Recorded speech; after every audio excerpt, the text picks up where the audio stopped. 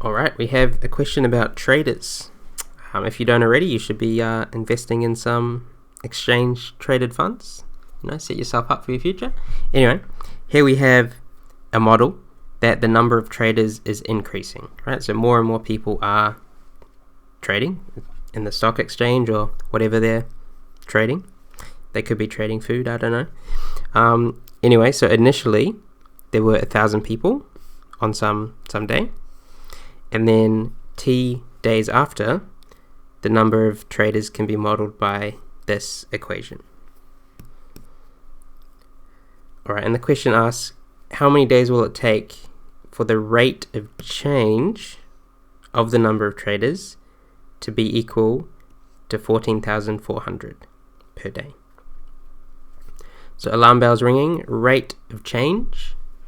So we have a function, the rate of change is the gradient, right, if it's a function of time, which this one is. So the rate of change is the gradient. So we need to find the gradient function.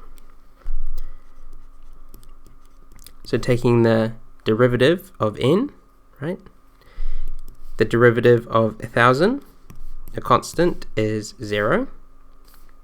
The derivative of 400t is 400.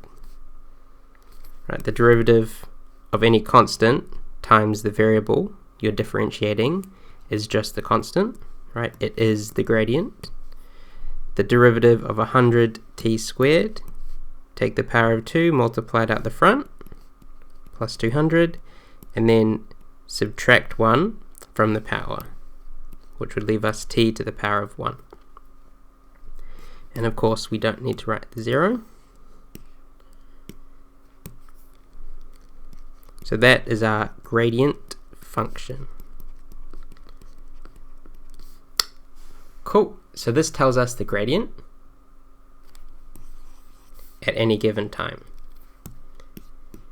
It also can tell us the time for any given gradient or rate of change. So we are given the rate of change as 14,400.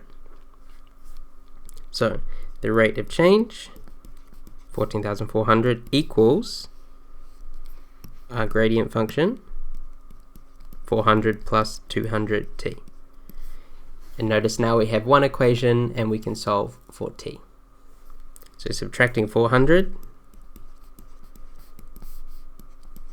and then dividing both sides by 200, we get t equals 70 days. And that is achieved.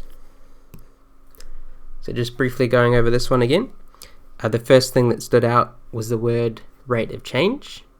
So we knew we needed to find the gradient function, right? So we differentiated n to get dn by dt. We then equated that to 14,400 and solved for t.